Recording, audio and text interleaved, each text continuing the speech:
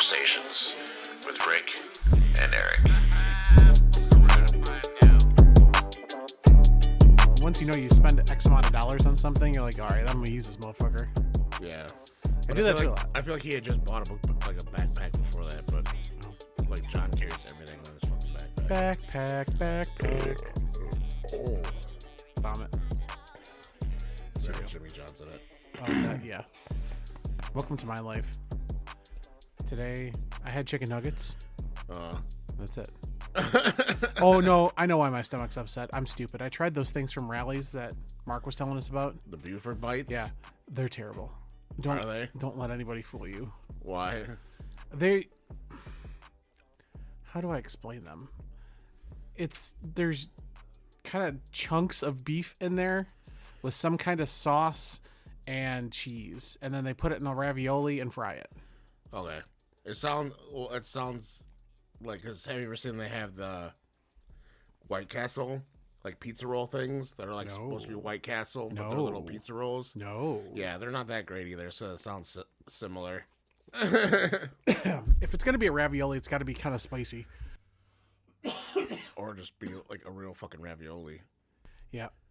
Jesus Christ, I can't drink water. This Rick is dying.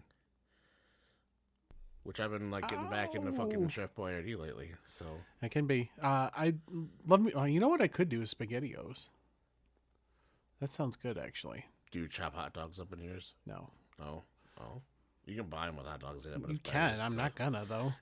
I have a weird thing. Like I watched something online one time where somebody opened one of those and there were maggots inside of it. Oh, cool. So since then, I've been like, if it's canned meat, no, thank Yeah. you. That's the same reason why I don't buy the meat in the tube. The plastic? Yeah. Like the hamburger? I gotta see the hamburger or I ain't buying it. Oh, I buy that shit all the time. Nope. You don't know what's in those? Beef.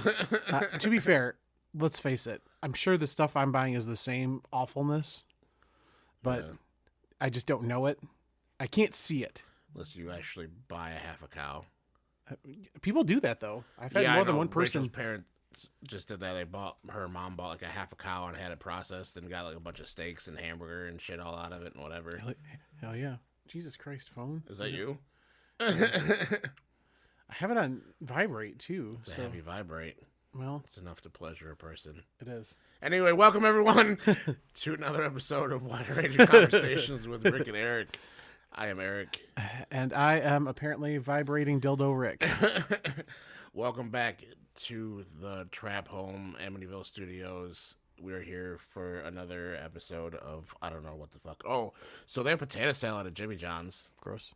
Oh yeah, they have pasta salad too. Gross. Oh, you don't like it either? I don't like, yeah. If it's a salad, it's a salad. If it's pasta, it's pasta. I don't like them combined. You just like don't like any barbecue foods. I like hot dogs and potato chips. And get me a good baked potato, some street corn, Yeah. stuff like that. Okay. I just don't like anything cold that should be at a barbecue. It freaks me out. Okay. Yeah, I got Jimmy John's for lunch at work, and I'm like, they have fucking potato salad? I'm like, crazy. what the fuck? I got some. It wasn't terrible. I mean, I like potato salad, so It's pre-bought potato. I've had terrible potato salad, but yeah, it wasn't bad.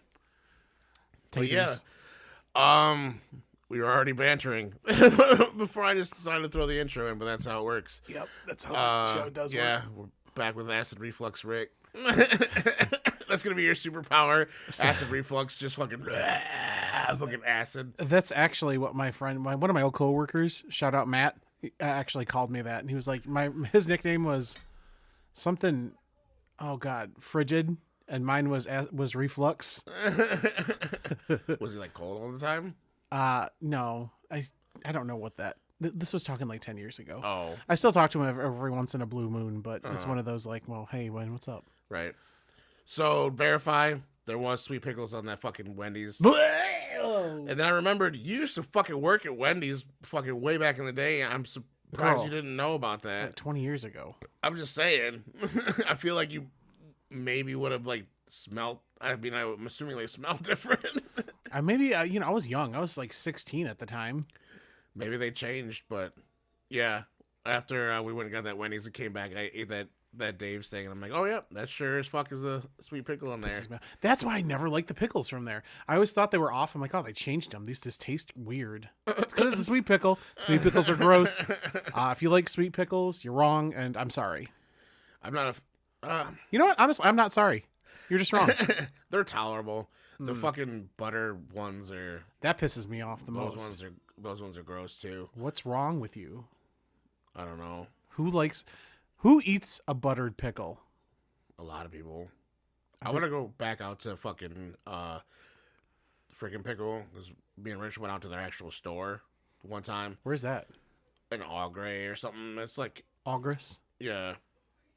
It's literally out in the middle of nowhere, but they have a big ass fucking A&W like right up the road.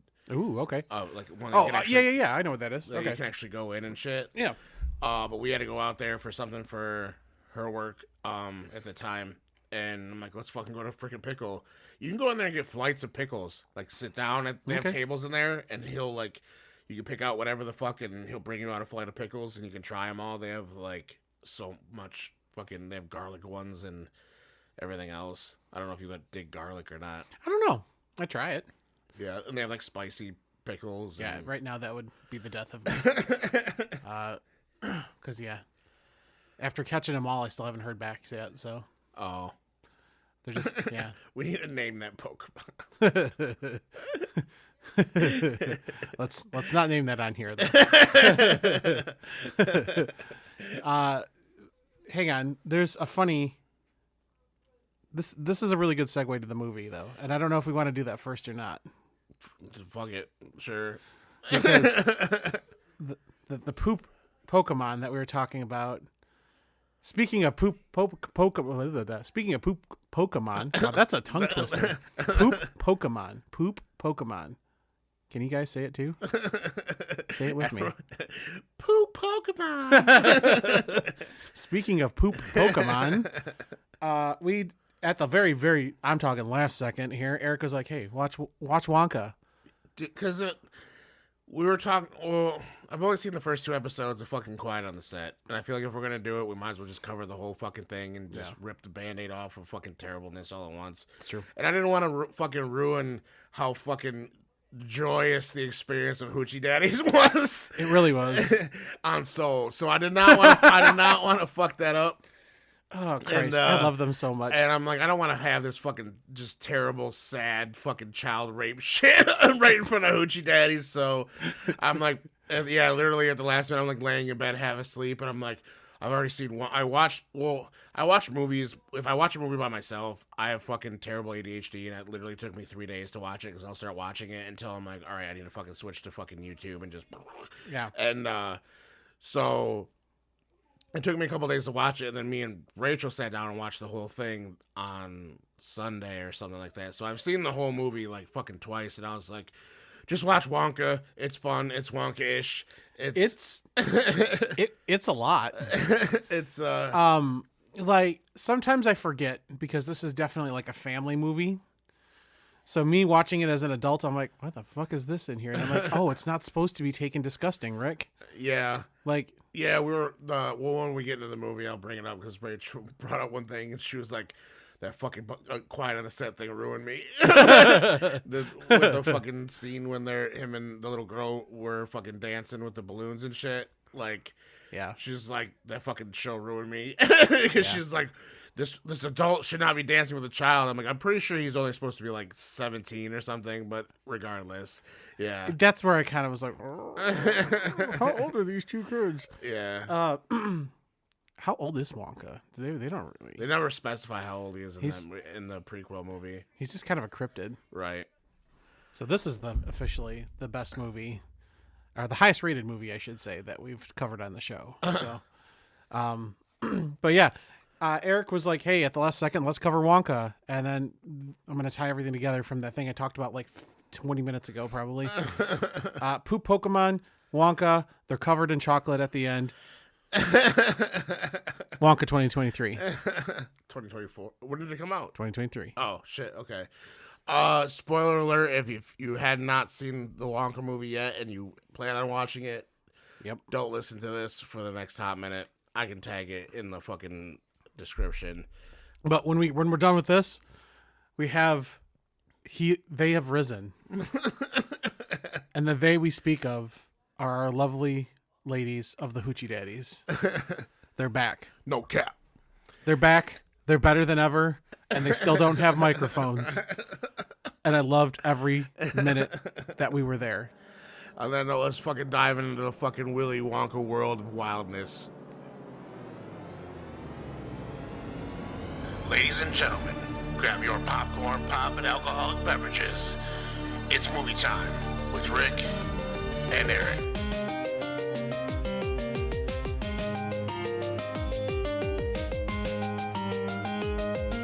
Chocolate rain. Some stay dry and others feel the pain. Chocolate rain. All right, but yeah, so Wonka is a 2023 musical fantasy film directed by Paul King, who co-wrote the screenplay with Simon Faranaby.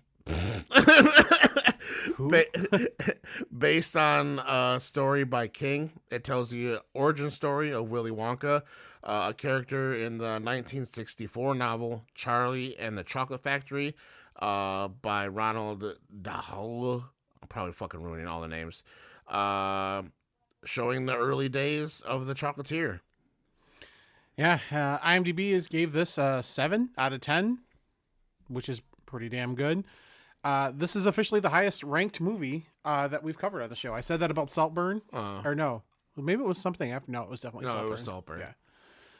And then it's got a 91% audience score on Rotten Tomatoes and an 82% tomato meter. Spoiler alert, I like this movie. I just don't think it's for me. 3.3 on Letterboxd.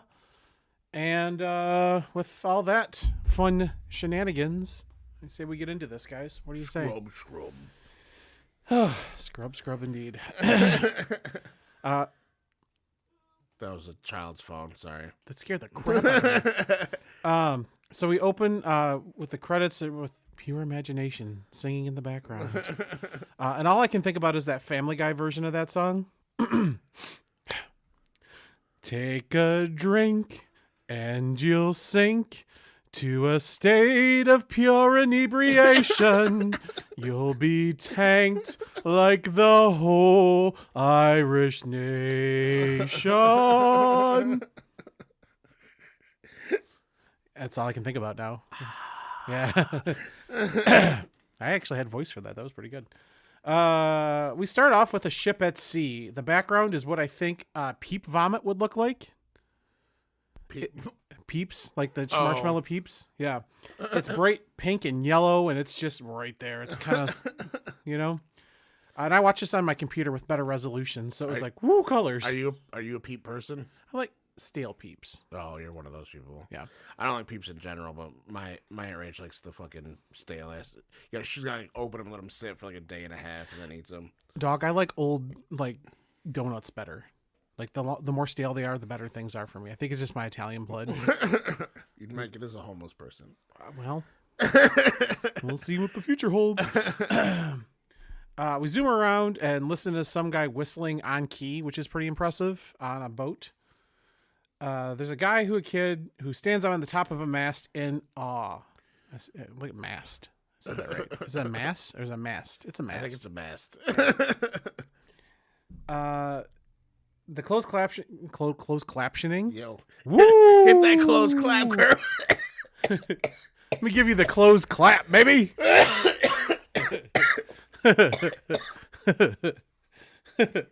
And that's a speech impediment. That was funny. The closed captioning tells me this is Willy Wonka. And he is whole ass singing a song. Just, woo, here we go. Yeah. We're going into it.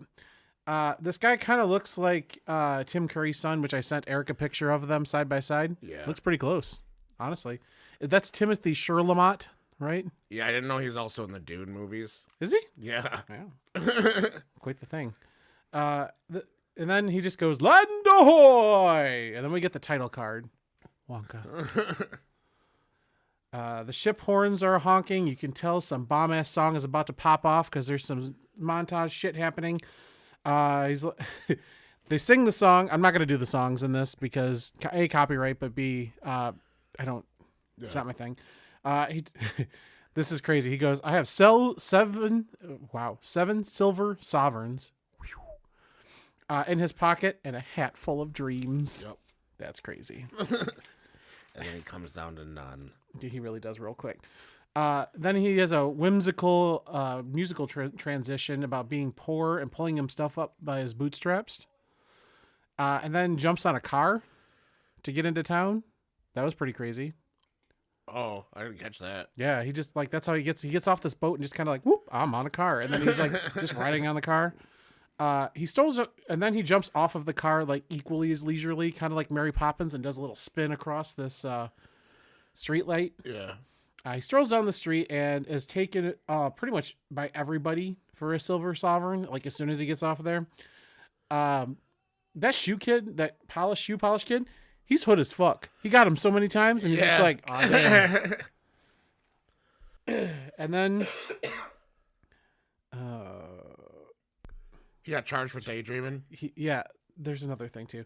Sing-songily, there are a bazillion chocolates. Oh, okay, yeah, because there's a bajillion chocolate stores when he gets back there. There's like 3 or 4 of them that are in competition. The 3, yeah. Yeah, it's like Chocolate Alley. That means something else. There's Welcome to Chocolate Alley. If you see a guy going beep up up up up up in Chocolate Alley, watch out. He has other plans for you. That's how you get infections from other things. Woo. So then he does this. They break out into a song and dance number, and I said it is the most impressive use of umbrellas since that time Tom Holland was on Lip Sync Battle. Oh yeah, that was a good episode. Yeah. I missed that show. Yeah, it was pretty great. And then we get a momentary glimpse into the real world, and he's just like, going down the road. And then some black guard's like, God damn it, another crazy ass white motherfucker in the streets. And then he charges him $3 for three sovereigns. Yeah. For fucking daydreaming. That's crazy. I'd get charged a lot of money. Yeah. If I got like, it's like you have a swear jar, you have a disassociation jar. Yeah. Well, that's how you pay for therapy, folks. The guard extorts him for daydreaming, which is pretty. What is this, corporate America? The man gives him his last bit of money to some bitch on the street just because she's like, I need a place to stay. Yeah. Fuck that bitch and fuck those kids. You got to take care of yourself. Right. Ain't nobody going to help you. Yeah. Then he didn't end up with nowhere to stay. Well, then my worst nightmare happens because he flips the coin in the air and it goes down that sewer grate. Yeah, through the hole in his pocket. Yeah. That's that. I had a moment. I'm like, oh damn, that can really happen. Like, yeah. Normally it's like I'm fearing of losing my keys, but if it was my last dollar or some shit, yeah, that's crazy. I worry about that with like my cell phone. Yeah, my cell phone all of a sudden dropping out of my hands and dropping down the fucking sewer grate. You don't know. That shit's gone forever. I'm sure that's got to be like a fear someplace, like a fear of losing your something down a sewer grate. Yeah, I'm sure. I don't know. I've seen. They have that one video on YouTube of that dude that's fucking balancing a fucking cell phone on something, and I don't know if it's his hand or what, like hanging off the edge of a fucking bridge over a river, like high up in the air, and he's just doing all this shit with his fucking cell phone. And I'm like, oh god. You guys didn't see it, but I literally got I got like a chill down my back when you were doing that. Like my soul left my body for a hot second. Yeah, I don't fuck with that. I don't fuck with a lot of things, but that especially is right up there with the monkey doll. We're not. We're gonna do that. We'll talk about that later. Monkey doll. God damn it, that really fucked me up. Again, it's just like blah, blah, blah, blah, blah. Wonka is tired of singing and decides to sit on a pretty nice bench. All things considering. Yeah. He takes out a candle out of his hat and blows on it, and it catches on fire. What is this motherfucker drinking? Well, Rachel was confused for a hot second. I'm like, throughout the whole movie, though, he says he's a little bit of a magician but more of a chocolate maker. And then when he talks about his story with him and his mom. Yeah. He talks about how he always wanted to be a magician, and he was always trying to fucking find a new trick to show his mom and shit. Here's the deal. After that, he pours himself. He's like, "Oh, it's time for a nightcap." So he hasn't even drank the liquor yet.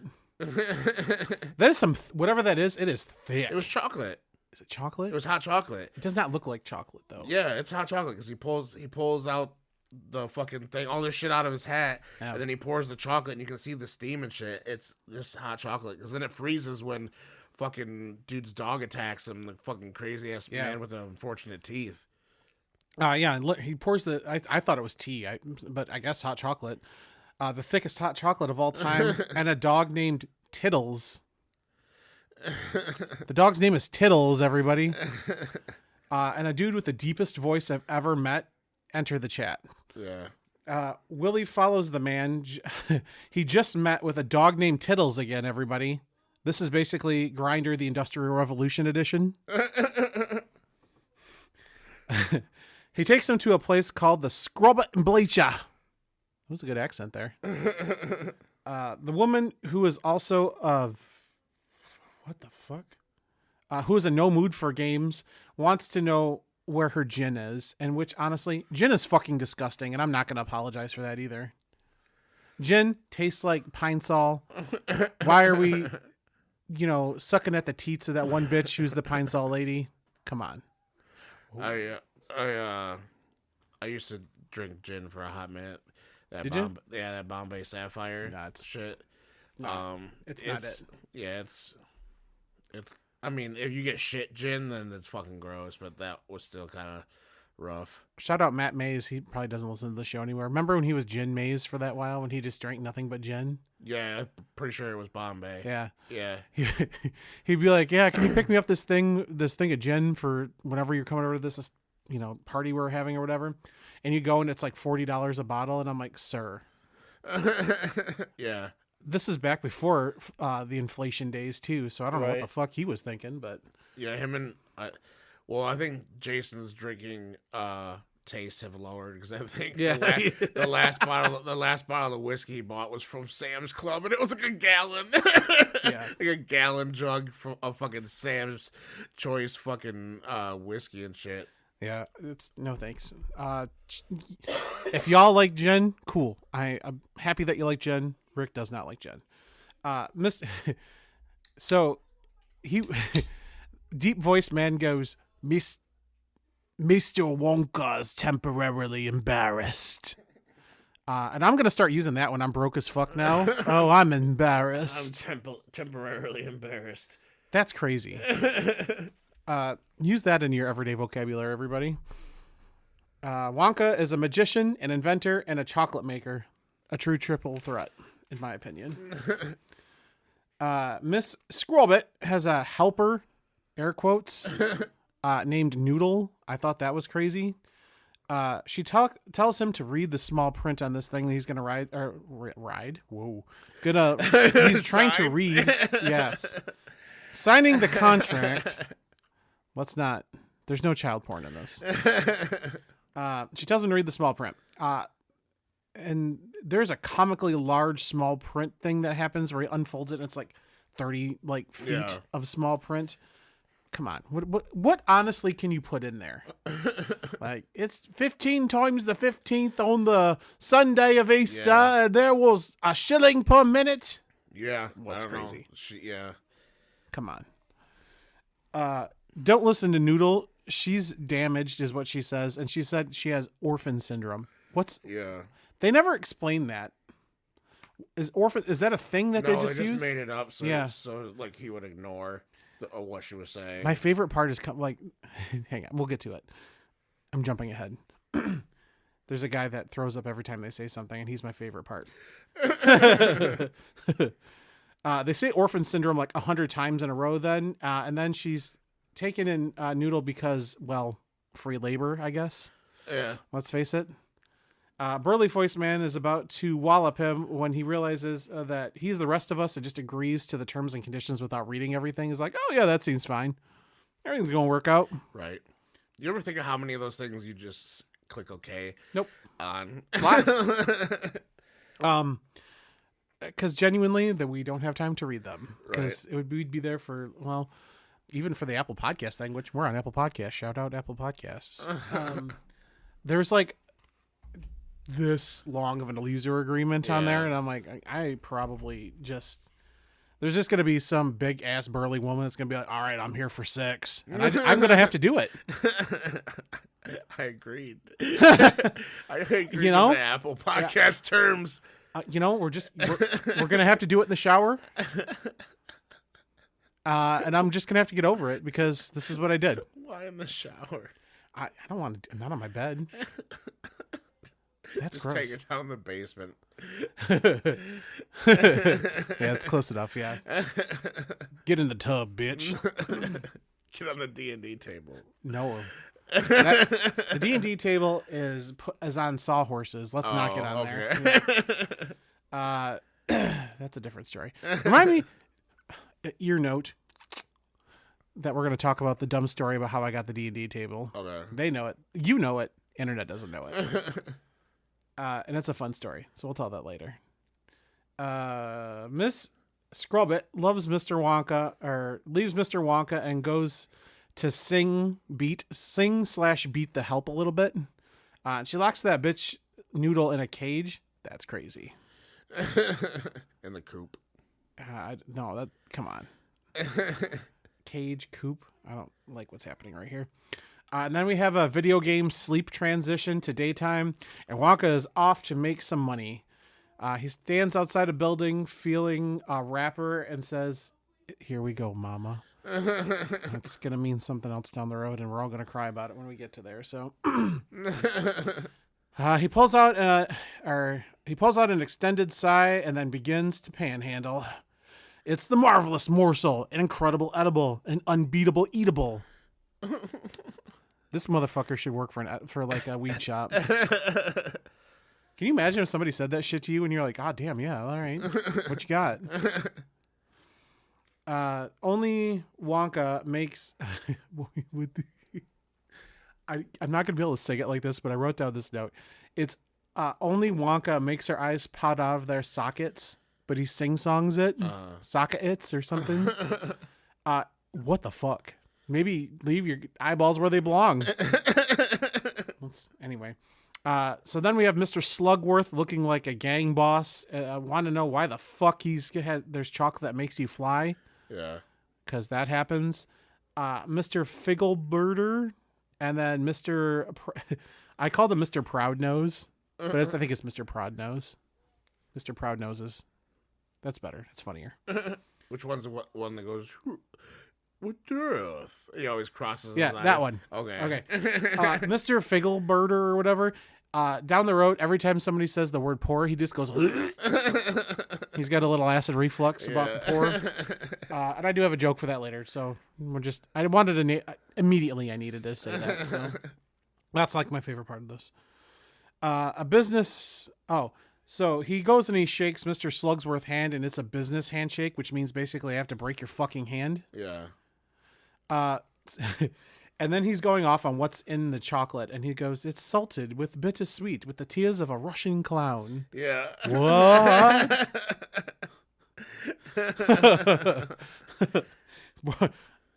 Okay. And then cherry picker sounds racist. No. Cherry pickers. It just sounds racist. I don't know why. There's an actual like a farm equipment called that. It sounds like something somebody would have said at some point. That's like that motherfucking cherry pickers. So then I think all three of them eat the chocolate, and then they're floating in there, and they're like, "We're floating. What the fuck?" And he's like, "Oh, don't worry. You're just gonna fart it out in 20 minutes." Yeah. What happens if they're in the air and that happens? They're gonna die. No, I think it's like in the movie when they float and they fucking from the was it soda? Well, was it in the actual movie? Was it like a soda thing? And they have to burp, and when they burp, they slowly fucking come down. So I'm assuming maybe they're just rip ass. They're just slowly fucking will come down. That's as a person who's really afraid of heights, that would be I would die. Imagine being the people that pass on the roller coasters. That would be me. Coming down I would from be that guy. They're like, oh. And that's Rick dying. Buzz Killington, the cop, shows up here and kind of breaks up the fun. He's like, "There's nothing to see here. This is a large group of people defying gravity." Yeah. I think that's enough to see. He goes back to the air quotes hotel, and his stay went from 1 sovereign to 10,000 sovereigns, like it's a 2004 and you're trying to buy groceries. The fuck? Wonka is put to work in the washroom and yeeted down a chute, and that was kind of traumatizing, actually. Yeah. He's just like, "Oh, get the fuck to work, you dumb bitch." This guy's got the coolest name in the whole. You ready for this one? Abacus Crunch. Oh, the accountant guy. Yeah, he's got the coolest name. I'm like, that's a great name for a chocolate, honestly. Yeah. Abacus Crunch. Yeah. Come on. And then we have Piper Benz, who's our local lesbian. She's big, sassy, and isn't taking shit. We have Lottie Bell, who's a mute but works for the telephone company. That's funny. And then we have Larry Chucklesworth. I fucking hate that guy. Why? I don't know. You can talk underwater. How the fuck he knows that? Stupid. He looks like he belongs on, like, he would be one of the ones on Quiet on the Set of Catch My Drift. Let them go home, Larry. So now we have a song about their labor getting exploited, which Eric sings it better. He goes, "Wash, wash." Oh, the scrub. Scrub. Yeah. Scrub. Yeah. And then we have the greedy beat the needy every time, Mr. Wonka. That's heavy. Yeah. That was some heavy shit. I didn't know how to take that. That was the first time I'm like, oh, damn. And they're in Wonka's room and they're talking about how they're going to get out of there because Wonka's like, "Oh, we're just going to sell my chocolate, dumb bitch." Yeah. So he goes, "Well, how do you like your chocolate?" And she's never had chocolate. And he's like, "Well, how do you like it? Is it dark, white, nutty, or absolutely insane?" What? He's very. I feel like he's very good at being like Wonka-ish throughout this whole movie. Where this is another one of those that we were talking before. Like, this is made for kids and a family movie. But if somebody just walked up to me, "Do you like something dark, white, nutty, or absolutely insane?" I go, probably. So we are two different. And then there's a person on here who sounds like the girl from SpongeBob that does the chocolate thing. The chocolate! The old lady. Yeah. Thing. I lost some. I had to like pause it. Even then, I was laughing so hard at the chocolate. Then I missed some shit, but it was pretty funny. This guy's a whole ass alchemist stash, just like out of his little go-to bag, how he makes all his chocolate. But he can't make any money. And I said, it's kind of like how you said that those people in prison can make anything out of like shit, but can't stay out of prison. Right. So, and I said, he's basically a meth head, but kind of. I mean, he's got a portable meth lab with him. Yeah. All right, now we get the Wonka origin story. We have Mom, who makes the best chocolates, and her headband is full of secrets and will not let him know what that is. She pinky promises to be there with him the one day that they get together when they sell their chocolate to whatever that place is that they're going to go to, that alley. So we know that she's going to die horribly in the next scene, right? You know, pinky promise somebody like, "I'll be there for you wherever." You bitch, you're going to die. And yep, she got sick and died almost immediately and left him only with that one chocolate bar. Sad.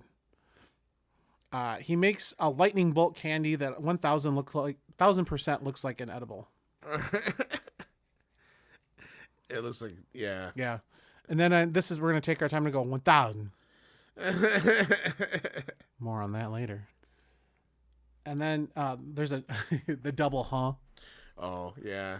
They huh cat back and forth to each other. No, I think it's huh. He goes, huh? He's like, "What? Oh, nothing." Yeah, he goes, huh. Oh, that's a double, huh? That means it's an idea, yeah. And that's where it means two different things. If I say huh twice, that just means I didn't honestly understand what was happening. Huh? Huh cat. Shout out Huh cat. Hope he's still alive. Cut to the crazy outdoors in crazy England is what I put. And then there's a chocolate opera. I want to go to the chocolate opera. Chocolate opera. Yeah. We don't know. I don't know. They go to this place where there's that thing, and there's literally a big billboard that says chocolate opera. Oh, I didn't notice that. Yeah. I was like, whoa, I want to go to the chocolate. That sounds kind of cool. In a giant room, the druids from the Undertaker's entrance leads a big mustache man through a church for a confession. It's Keegan Michael Key from Keegan. Yeah, it is. And Mr. Bean is the priest. That was cool. Love that. He comes in his pants after he gets this chocolate from them, and he goes, I'm going to send you down. And he like kind of fondles a cross and sends them down to like this hidden place. Church's purpose were so... What the fuck? Somebody's distraught? I don't remember this part. Those poor boys. I made a church joke. Oh. That's why. I'm like, this doesn't make any sense to do with the movie. And I said, well, the church has this hidden place. And I'm like, oh, those poor little kids. Oh. Who would ever know that existed? Except a giraffe later. In a vault, there are the three rich chocolatier folks doing rich people shit. Just riching it up. Yeah. A guy vomits every time someone says the word poor. And I said, what is this? The U.S. government, but with more black people? There's some good diversity in this movie. Not in our government. And then we have a song about lobbyist and bribery. Yeah. And then he gets 1,800 boxes. That would maybe bribe me if somebody gave me 1,800 boxes of chocolate. I think that's still too much. What the fuck do you do with that? Eat it. Clearly he eats it. Yeah. He slowly just gets fatter and fatter throughout the fucking movie. It's a bit. Curly mustache wears Hoochie Daddy shorts on the was her name? Scrubby UW or what? Oh yeah, Miss Bleacher. Yeah, Mrs. Bleacher. Or whatever the fuck. They're like, well, because I think Wonka or somebody tells him to show some skin, basically, and he's like, oh yeah. It was their plan for him to get out, so they like drew that picture of him and had the plan where like she hollers, she's like, the toilet's overflowing, and Wonka's like, oh, the sounds of love, and he's like, what? And he's like, she sounds like she's madly in love with you. Yeah, he's like, so you show a little thigh, you can catch her eye, and then Noodle has the picture and convinces Mrs. Bleacher that he's like a fucking rich ass dude from Bavaria or some shit like that, and and then, he walks around in those fucking short shorts. And... It works. She was into it. And he's all like, why don't you come over here where it's all hot? And fucking yanks the chain and she goes flying across the fucking room. I was fucking dying. It might have worked on me. Whatever. Wonka makes a weird dog contraption and makes it so he can skips out. Because he makes the dog run after this... Whatever, I don't know what it is. It was a piece of his pants. Oh, okay. Because there were the pants from a mailman from somewhere, and the dog like chasing mailmen. So he made he says the long ass name, and it's funny as fuck because he goes, "Please don't make me say it again." Like right after he finishes saying it. He probably Timothy Chalamet actually probably said that. Yeah, like, no, we got one take. Let's not do it again. And then they're talking about a little orange man that steals chocolates. Which is the Oompa Loompa. Yeah. There's the first little nugget. Yeah. And it's funny because Noodles, when his shit gets stolen, Noodles like, how about you ever think about the fact that you probably just woke up in the middle of the night and ate all your chocolates? And he's like, you're trying to tell me that I ate all my own chocolates in my sleep? That makes more sense. That's something I would do right there for sure. And then they say they have to get giraffe milk. Yeah, because he doesn't use any just regular milk. Because he's like, I need milk. And she went to go take some. He's like, that's stealing. Yeah, and he doesn't use just regular milk. Yeah. What? I didn't know. So this is probably going to sound super ignorant. I didn't know giraffes. I'm sure everything makes milk. I think, pretty sure most mammals have. It's just not something you think about. Yeah. Yeah. Maybe they're just like, what's silly? I know giraffes. Giraffes are long-necked horses, and I don't trust them as much. So, moving on. There's a chocolate. There's a chocolate that he gives to the guard to get into the zoo. That's like a whole night out, and they go through all the stages of that. Yeah. TLDR, he roofies a guard and gets in. He had a good time. He was dancing and shit, and then until he got to the one point when he's like, oh, I loved her. He's probably gonna do something that he regrets. I was just gonna call her, and he fucking called, and then passes out. That sounds like roofie behavior. Oh, we find out there that he doesn't know how to read because he tries to get into that tiger pen. That's crazy. Giraffes love mints. Same. I love a mint. Yeah. I mean, good mint.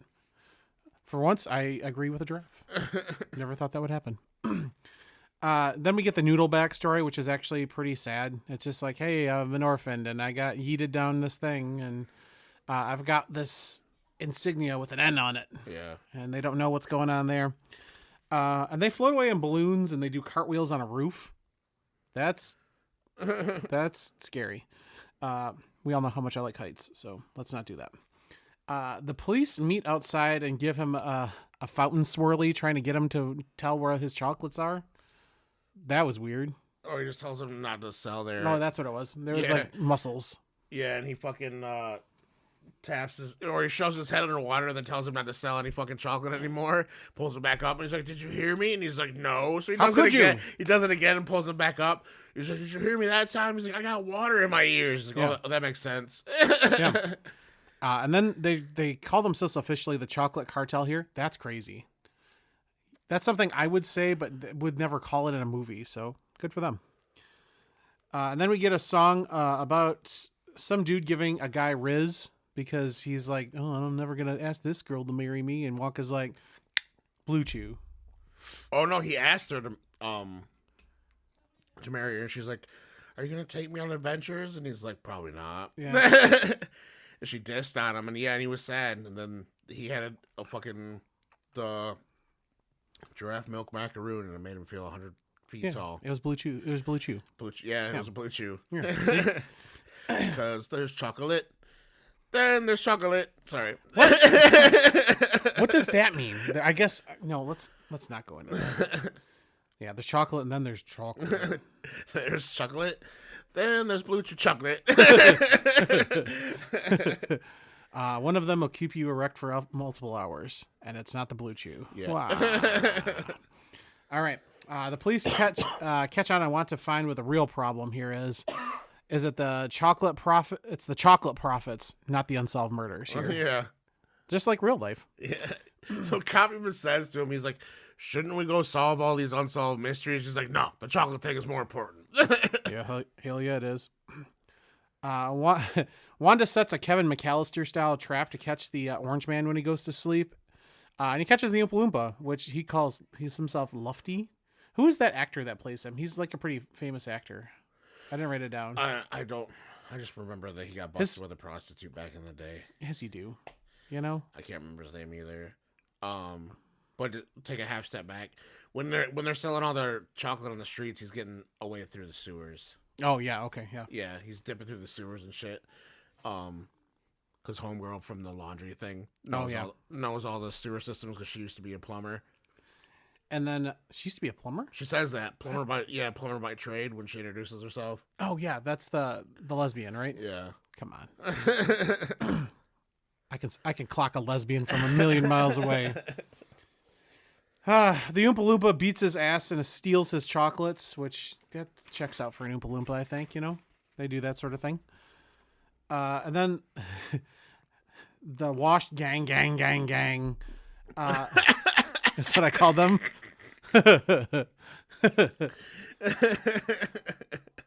They rent this horrible ass fucking place for a week so they can sell their chocolates and everything. Yeah. And I'm like, what are we doing here? Come on, guys. And I wrote down what's Assure. They must have said something with that. But they fix up the place. And it looks incredible. Like there's this big pink chocolate tree, and he didn't rent it only for a week. They only had enough to rent it for a week, so they were hoping like afterwards they'd have enough to fucking. Yeah, and they're like everything's gonna be fine, and they do it. That looks real good. Everything is chocolate in this place. There's pinks and purples and splashes of blue, and it's very whimsical. They're dropping chocolate fucking everywhere. They're gonna have so many ants, rats, rat ants. Who knows? The people, then everybody, you know, they sing a song and everybody buys the chocolate. But as they're eating the chocolate there, the people are getting pissed because they're turning, like, they're growing hair and all this different colors and everything. And I'm like, they get pissed off because they makes them look fabulous, honestly. Like, the one dude fucking got all blue hair everywhere. it looked good. He had no hair and now he has blue hair. The little girl had a mustache. That's cool. Whatever, you know. Girls get that weird tattoo on their fingers so they can have a mustache, you know. He was just ahead of his time. You know? The cartel offers to buy out Wonka and his crew if he leaves after that. Oh no, because they burn the place down and everything like that. Because everybody throws a fit about getting all nonsensical. Yeah, and the only reason that happened was because the chocolate cartel found out that he was staying with those cleaning people, and then told them and convinced them to fucking poison his chocolates and shit. Yeah, and he with Yeti sweat. That sounds gross. They gotta be musty. Yeah. Musky? Musky is the correct word. Musty? Musty. Both? You musty. They have a musk, I've heard. Yeah. I love a good musk. Anyway, he gives them an offer to, like, basically he's going to pay off everybody to get him out of their deal with the scrub bitch. But he's got to leave town and never make chocolate again. And at this point, he's like, you know, I got to do what's right by my friends. And, like, I really don't have anything to go off of. So whatever. They give him a literal trip to the North Pole, which I think is crazy. He's going to become Santa, I guess. Wonka leaves and he's sent off by the mob. Not in the bad way. Then while he's on the ship, it's just a barge. Boat. Yeah. He gets a pep talk from the Oompa Loompa, who's just like, hey, you stupid bitch. You took my chocolate beans and I'm going to follow you around until I get what I want from you. But you're stupid if you leave because you're on the verge of doing a real good thing here. And it's all because of them. And then this point, they figure out that Noodle is more than who she says she is. Yeah. Because he notices after Home Dude gives him another business handshake. Yeah. That the insignia that he left on his hand, the ring that he is the same or similar to the one that Noodle had on her fucking necklace and shit. Yeah. So he has to fucking take off to save her. Yeah. So the one crazy thing that I wrote down here is the owl. The Oompa Loompa says, "Give me your owl pellet of wisdom." If you know what an owl pellet is, don't Google it. They're Do gross. not. Yeah. I had to dissect it. We did. Yeah. That was gross. No, let's not go there. Noodle has the same ring as Slugworth, is what we just said there. Wonka's boat, as he jumps off into the water and comes back into her, literally explodes. And I'm like, ooh. They finna kill him, and they tried, but they failed. So then we're at the clergy because I think somebody died, like aristocrat or something like that. And they attacked the clergy with a giraffe. That was nuts. They put the mints in it. She put the mints in his. That's crazy, pocket. though. Can you imagine if you just opened up your front door and there was a giraffe there? I'd close that door so fast. Yeah, I sure would. And while the giraffe is going through the church there, they're singing the Sephiroth song from Final Fantasy. That's like, oh, hey, Sephiroth. But it's just going giraffe, giraffe, giraffe to that. I thought that was pretty crazy. Wonka sneaks into the cartel's secret place by roofing another guard. Because there's like a girl guard that's like the same one as the guard from the zoo. Yeah. And then the next scene we get is flamingos are eating shrimp on one of the cartel's like little cars. That was funny. Then we're back. Noodle is pissed off because she can't find these things, and she yeets a chocolate at the wall and finds like a hidden box there that finds all the. You ready for this, guys? The cooked books. Cookbooks. That's funny. Come on. I hit my microphone with my hat. Okay. The cartel shows up with a gun, and we find out that Noodle is the one black guy's niece, Mr. Cogsworth or Slogsworth. And that N is actually a Z because that's who his brother was. They go to some little backstory on that. Wonka reads that Dorothy Smith was Noodle's mom because he can read now. Yeah. She's been side hustle. Yeah. Teaching him how to read since that one time. The cartel sentences them to death by chocolate. Come on. When he said that, the fucking Rachel goes, "That sounds like a glorious death. Just to die by chocolate." I don't. Fucking just drown though. You'd just be diabetes at that point. Yeah. You'd be that one guy that's like, diabetes. They are put in a room with a vat of chocolate, and the walls start to genuinely shit chocolate. Are we ready, guys? Some stay dry and others feel the pain. Chocolate rain. I've been thinking about that a lot lately. I don't know why, but chocolate rain. It's a jam. It isn't, but it is. And it's one of those things where it's not good, and then it's good, and then it's not good again. It just goes in circles. The mafia secures the cooked books. And Wonka says something. What the fuck? We are all, if we're going to die delicious. And he starts eating his chocolate that he's got in his hands. He's like, he said we're going to die with, not regular chocolate, but Wonka chocolate. He starts adding spices and shit to the fucking chocolate. Crazy. Noodle, of course, is like, or we could just go to the top and try to get out. Yeah. He's like, oh yeah, that's a better idea. And then they have a sappy moment of respect when it looks like they're going to drown to death in chocolate. And then they take a deep breath and prepare to drown. Upstairs, the priest is going crazy. The Oompa Loompa is there, and he beats the priest's ass because he's got the chocolate on him. And then he flies a silver hawk looking thing and saves Wonka by hitting this little switch thing here, which drains the chocolate. And then Wonka and everybody gets up. The police show up at and the chief is not well, bitch. He looks like one of those. You ever see those internet videos of those animals that are spheres? No, but okay. Yeah. So they look like they're like full circles and it's like a cheetah trying to run, but it's just like, that's what's happening.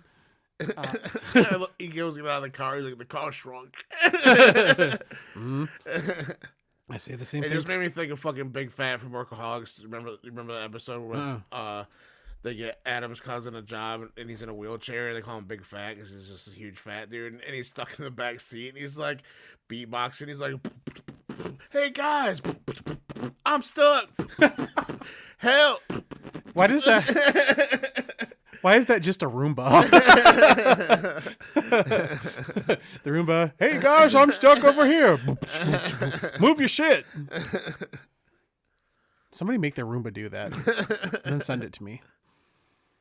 They try to escape, but because they've already eaten the chocolates, they're just like, and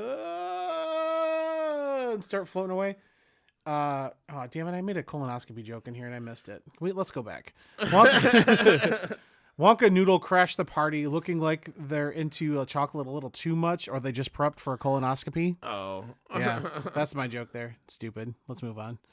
But the cartel people tried to run away, and then, of course, they ate the floaty chocolate, and then they're holding on to this fucking fountain for dear life. And then the team makes a chocolate fountain from the fountain. Yeah. And they float away. They murdered them, right? He said, he's like, "You'll come down eventually." I think he murdered them. He might have. I mean, he murdered them. Pure Wonka fashion. He very well could have. Yeah. He slowly got quieter when he was like, "You'll come down at some point." I think maybe. I think he's the true chaotic neutral of our time. Yeah. He just kind of does the most good when he can, and it is what it is. Everybody is enjoying their crazy thick hot chocolate in the next scene. Wonka pulls out his mom's chocolate while everybody's enjoying his chocolate. Are we ready for it, guys? Let's hope not to. He opens the chocolate bar and it has the secret. It's not the chocolate that matters. It's the people you share it with. Mama. XOXOXO. Yeah. And that's super sad. He looks up and sees his dead mother, and he blows her a kiss, and she grabs it and looks at him and then disappears into the crowd. I cried. You cried. We all had to fix our mascara a little bit. He shares his last piece of his chocolate shares last piece of his chocolate bar with his friends, as per tradition at that point. That was nice too. Yeah. And then after that, they used what's her name, who worked for the telephone company, to find Noodle's mom. Yeah. And they're like, "Hey, she works at the library. Let's go." And then they meet and they embrace while Willy Wonka sings "Pure Imagination," and I'm like, emotions. Yeah. So, because I watched that movie in parts, I was watching the last little chunk of this movie, like, literally right before I went to go to work. So I'm, like, sitting here watching this movie, like, fuck, I need to leave in, like, 10 minutes. Fuck. And then when me and Rachel watched it, we, like, literally started coming up to the point where he, like, was looking at the chocolate bar, and I knew what was coming, so I started going, I was getting choked up, and she turned and looked at me, and she's like, "Are you crying?" And I'm like, "No." And she's like, "Okay." And then that whole thing happened, and then afterwards, like, because she didn't cry at all, she's like, "What had you all choked up?" I'm like, the double mom parts fucking fucked me up. I'm like, I ended up fucking crying my face off before work the other day. But yeah. Sometimes it's like that, you know? And then after all that, Wonka and the Oompa Loompa shake hands and they make a deal. Basically, he's going to be the taster of all his chocolates, and he rents an old ass castle. And then we have the beginning of the chocolate factory, and it's end credits. It is. I surprisingly really liked that movie. I gave it 3. Yeah, I gave it 3 stars on Letterboxd. You ready for it? Because you know how my reviews go. An eccentric man overcomes illiteracy and becomes the best drug dealer in town. They literally do treat chocolate like a drug in that whole movie. Which it hasn't. Come on, that should at least get 400 likes. That's funny. I'm funny. But yeah, I thought the movie was fun. Yeah, like, I mean, I thought Home did, like I said, did very good being Wonka-ish. Yeah, it was out there. I didn't think it was a musical until he started saying at the very beginning. I'm like, oh, this is a musical. All right, well, we'll just see. I don't hate musicals. It's just not something I've ever just put on. Yeah, it's got a couple catchy songs in it and shit. But yeah. If you haven't seen it and you like that kind of shit, check it out. But now it is time. It is time for the moment that Rick's been waiting for since the ending of season 1, which I don't remember who won the name of the person that won season 1. Stud King. We've been waiting for the return of the one, the only Hoochie Daddies. Hoochie Daddies all the way live. Hoochie Daddies come outside. Hoochie Daddies all the way live. Hoochie Daddies come outside. Hey, little mama, what's your name is? I'm so glad that you came here. We all the way live. So hooray, hooray, the time has come for season 2 of Hoochie Daddies. We had to wait an extra week because they were fucking saying it was going to debut the week before, and all that was just debut parties they had in, like, Georgia and fucking Texas and wherever the fuck. I don't want. Yeah.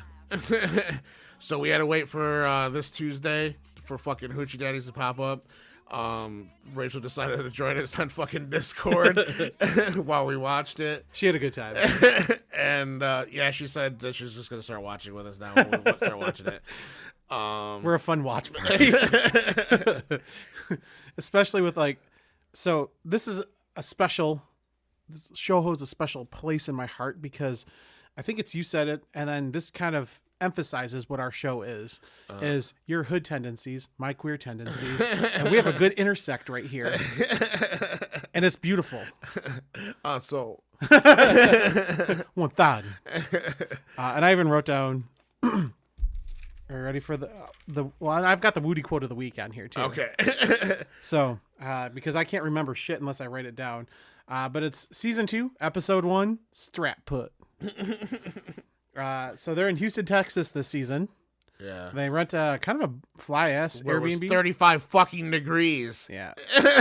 And they're acting like it's like the coldest thing. I'm like 35 degrees shit. That's warm. If they're all from like the South, so anything fucking under fucking 30, they're fucking free, or even in the like 40s, they start fucking throwing coats on and shit. Yeah.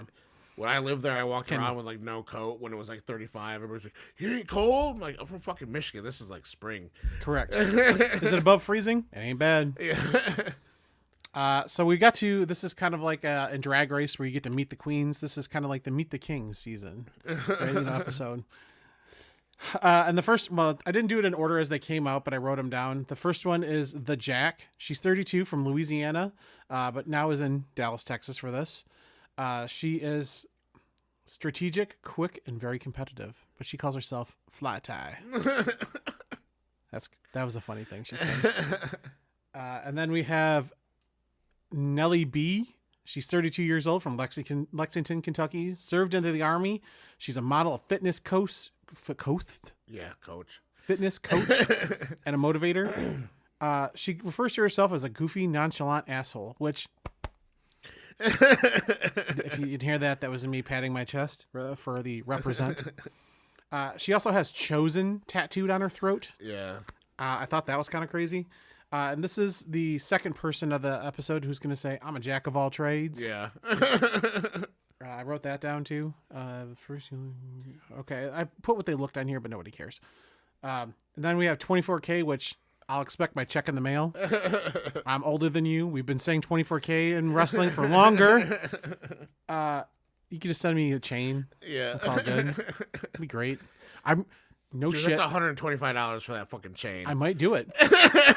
I might do it. I fucking looked it up when you sent that, and you're like, "I want to get this," and I'm like, "This motherfucking thing's $125 for a Hoochie." Can you Daddy imagine chain. if we got, for the 1 year anniversary of Wide Awake Conversations, if we got matching Hoochie Daddy chains? That'd be great. Oh, also on a side note, I found someone that might do our Hoochie Daddy tattoos for free. Okay. So, moving on. She had a pink sweatsuit on. We don't care about that part. Montana is the next one. She's from Memphis, and she said Memphganistan. Yeah, Afghanistan. What the fuck does that mean? She's a rapper, a business owner, and I wrote this down because I think we were laughing at the time. She owns Montana's Big Ass Burgers. This is also the person who goes 1,000 on so after everything she was saying. She's my favorite, I think. Like either her or there's Cooley with a K, I think. We'll get to her. And then we have Mino, which actually is short for Made in New Orleans. And she's 25, a bartender. She was the first one that said Jack of all trades. I think she was the first one in the house. Yeah. And then we get a first look at her, blah, blah, blah. She has a crazy hat that says pimp with no hose on it. That was funny. And then we have Cooley. And what the fuck does Duval mean? She's from Duval. Is that like a thing people say? It's like a place. Okay. She goes, Duval. I don't know what the fuck that means. She's 26 from Jacksonville, Florida. She might be my favorite just from all the silly Duval. shit. I think it's Duval County. Yeah. I think it's a thing. Yeah. This is the girl who later on when she was so cold that her grill was chattering her teeth, so she took it out and was holding it in her hands. She's crazy. I love her. And then we got Barbie Jackson, or Baby Jackson, a.k.a. your girlfriend's favorite rapper. She's a Brooklyn D word that I won't use, and she refers to herself as a Pandora's box lesbian. She's a close second for me. I think she's going to get wild. And then we have Ra, or R.A. Ra, who psyched us all out because we thought that was J Cash for a hot second. Yeah, we did. I was like, oh shit, she's back. I would have fucking bring back J Cash for other reasons though. Like bring her back for like a guest judge or something. That'd be great. Justice for J Cash. So she's from Atlanta. She's 30 years old. She's a Cancer, and she has a crazy tracksuit. That tracksuit she had was fly as fuck. Yeah. And then I wrote down then it's just kind of like the old Hoochie Daddy episodes where they're all just kind of like meet them and they go and kind of see where they're going to be in the rooms. And then it's the indiscriminate, like, and then Woody says, this season is going to give what's supposed to be given. And then she takes her hands and does the Mr. Burns tap. Like, 'cause she puts them all in rooms where she knows they're going to fight. Yeah. Get them. And then 12th, TWELFTH made the chain this year. I want that Hoochie Daddy. They're the ones that made that one that I showed you that was $125. I might do it. We'll see. And then we meet the roommates. They all go to their rooms and they have Hoochie Daddy pillowcases. Yeah. That's crazy. I want those too. Making a Christmas list early, y'all. Give me a Hoochie Daddy pillowcase. You kidding me? So then the Jack is rooming with Montana, who's going to be our secret favorite. Because every other word was on so. Literally, they're having a conversation, and her response was 1,000 on so 1,000. I feel you on so 1,000. Like Yeah. the homegirl just kept talking. That was her response. That's crazy. I love her. Then we have Mino is with 24K, who looks like she's there to beat somebody's ass. 24K is 100% going to get into a fight this season. Calling it now. Yeah. Cooley is with Nelly B. Cooley's a great. I think she's probably my favorite. Don't know if she'll win or not. We'll see. And then we have Barbie is with our Ra. And as soon as they get in there, they just start like twerking on the beds. Those are the ones that push the beds together because they're like, oh, we go push those beds together. Yeah. So she had more room to get in the closet. Mm-hmm. Fucking, I love homegirl. She's like, oh, it says cool with a K. It's cool with a K. She's fucking marking out. Yeah. Fucking love her. And fucking homegirl tells after they push their beds together. I don't remember. It's like she got talking about her tit size or something. She's like, I'm about to. She's like, don't worry, I'm gonna roll over and suck on one or something. And he's just like talking fucking game. And I'm like, this is hilarious. We get the first competition this year is called the Strap Put. They out here slanging dicks. Yes. I was hoping you were gonna say it. And that's genuinely what that is. They get out there and have to shot put dildos. Yeah. Into certain like I don't know, they have little things. Yeah. For points. And then we have shout out Ace from security. They shout them out every time. Yeah. It looks like he's just there to. He looks like a SWAT team member. He does. I wonder if they took their guns away this season. I don't know. That girl who's like the property manager or some shit looks like she would definitely be like, no, not on this bitch. Yeah. She doesn't look like she plays, is what I'm saying. Yeah. That's crazy that they have a property manager this season too. Things have gone up and I love it. But still don't get no mics. So yeah. We watch all of these masculine presenting women try to yeet these penises into hula hoops, and only one of them gets 1 point. Yeah. And that's Ra. So she wins with genuinely only getting one of them. And that's only 10 points, which I thought was crazy. I thought at least somebody else was going to get something. Yeah, no, they were just too cold, I think. Yeah, they're all freezing. Yeah. And then they got to keep the dildos afterwards, so they all kept the plastic on Yeah. when they were throwing them. We know what that's going to happen. That's why I put she won a T-shirt, and they all get to keep all the sex toys. And then literally they get down there and they show that Ra gets her point because they get little knocks on something. Yeah. And the one that wins the most points gets, the title being the number one Hoochie Daddy and the chain and the trip to Costa Rica. And a full sleeve. Yeah. That was crazy right there. A full fucking tattoo sleeve, yeah. That's got to be worth something. That's a fucking lot. Yeah. I mean, my little tattoo that I had here was like almost $250-$300. So it's like, woo. But yeah, then the episode just kind of stops. Yeah. At the end. And I thought they would have been like, this season on Hoochie Daddies.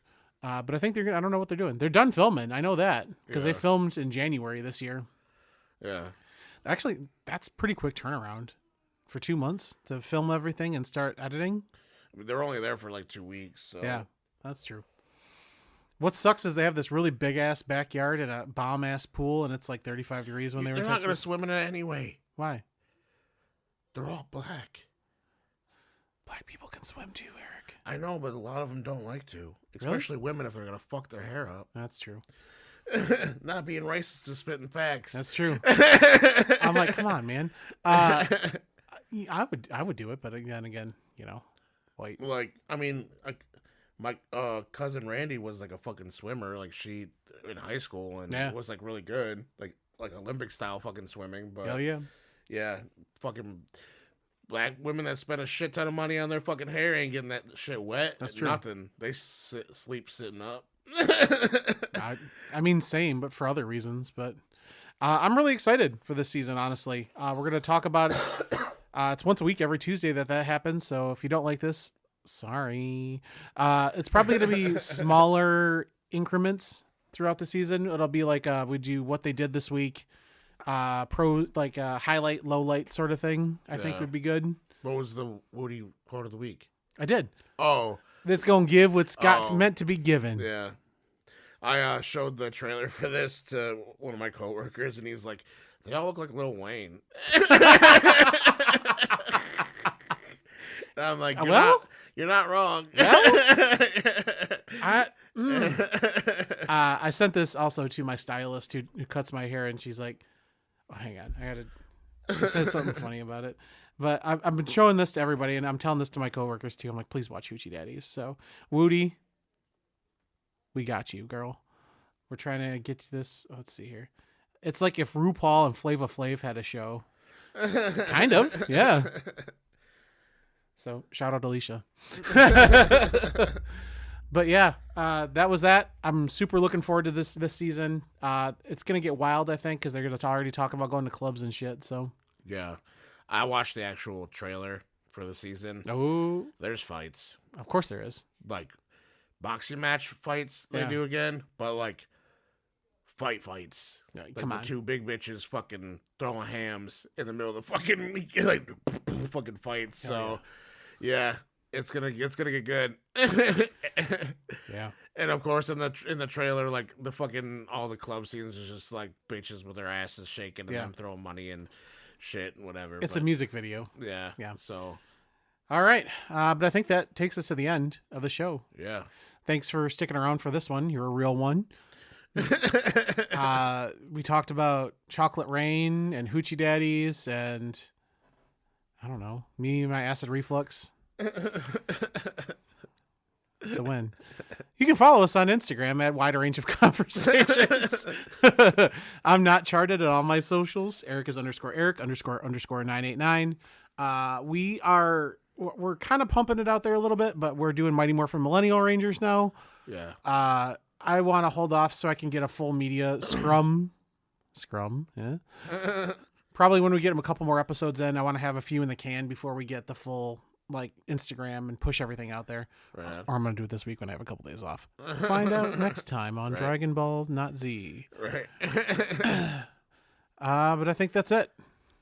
That's the show. Did I forget something? Oh, you can check us out on the 989 network, 989.network. We're on Apple Podcasts now. Of course, I've said that. You can just search Wider Range of Conversations.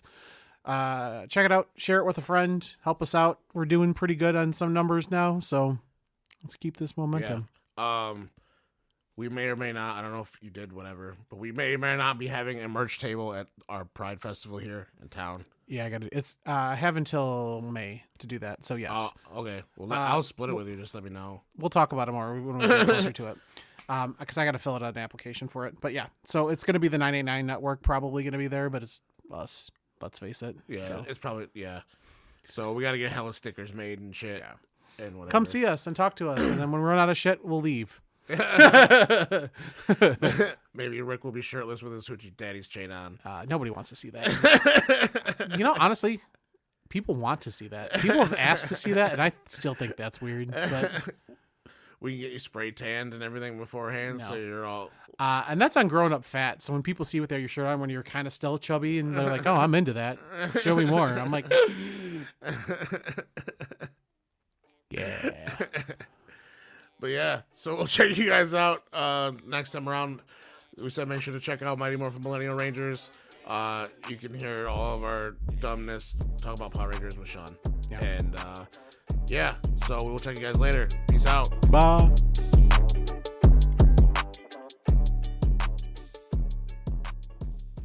Did you enjoy this episode? Then check out more at 989.network, Mid-Michigan's premier podcast network.